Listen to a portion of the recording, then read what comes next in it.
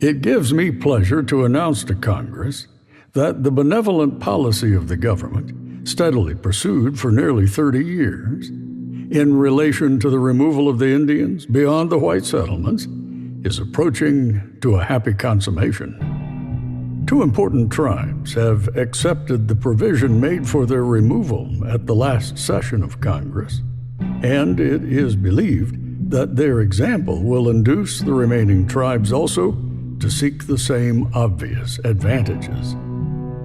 The consequences of a speedy removal will be important to the United States, to individual states, and to the Indians themselves. The pecuniary advantages which it promises to the government are the least of its recommendations. It puts an end to all possible danger of collision between the authorities of the general and state governments on account of the Indians. It will place a dense and civilized population in large tracts of country now occupied by a few savage hunters. By opening the whole territory between Tennessee on the north and Louisiana on the south to the settlement of the whites, it will incalculably strengthen the southwestern frontier and render the adjacent states strong enough to repel future invasions without remote aid. It will relieve the whole state of Mississippi and the western part of Alabama of Indian occupancy, and enable those states to advance rapidly in population, wealth, and power. It will separate the Indians from immediate contact with settlements of whites, free them from the power of the states, enable them to pursue happiness in their own way and under their own rude institutions, will retard the progress of decay, which is lessening their numbers, and perhaps cause them gradually, under the protection of the government and through the influence of good counsels, to cast off their savage habits and become an interesting, civilized, and Christian community. What good man would prefer a country covered with forests and ranged by a few thousand savages to our extensive republic, studded with cities, towns, and prosperous farms, embellished with all the improvements which art can devise or industry execute, occupied by more than 12 million happy people, and filled with all the blessings of liberty, civilization, and religion? The present policy of the government is but a continuation of the same progressive change by a milder process.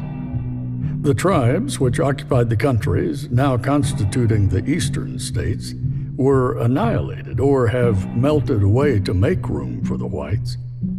The waves of population and civilization are rolling to the westward, and we now propose to acquire the countries occupied by the red men of the South and West by a fair exchange, and at the expense of the United States, to send them to land where their existence may be prolonged and perhaps made perpetual.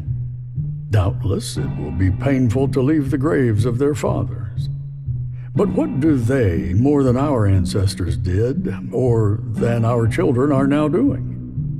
To better their condition in an unknown land, our forefathers left all that was dear in earthly objects. Our children, by thousands yearly, leave the land of their birth to seek new homes in distant regions. Does humanity weep at these painful separations from everything, animate and inanimate, with which the young heart has become entwined? Far from it. It is rather a source of joy that our country affords scope where our young population may range unconstrained in body or in mind, developing the power and facilities of man in their highest perfection. These remove hundreds and almost thousands of miles at their own expense, purchase the lands they occupy, and support themselves at their new homes from the moment of their arrival. Can it be cruel in this government when, by events which it cannot control, the Indian is made discontented in his ancient home to purchase his lands, to give him a new and extensive territory, to pay the expense of his removal, and support him a year in his new abode. How many thousands of our own people would gladly embrace the opportunity of removing to the West on such conditions? If the offers made to the Indians were extended to them, they would be hailed with gratitude and joy. And is it supposed that the wandering savage has a stronger attachment to his home than the settled, civilized Christian? Is it more afflicting to him to leave the graves of his fathers than it is to our brothers and children? Rightly considered, the policy of the general government toward the red man is not only liberal, but generous. He is unwilling to submit to the laws of the states and mingle with their population. To save him from this alternative, or perhaps utter annihilation. The general government kindly offers him a new home and proposes to pay the whole expense of his removal and settlement.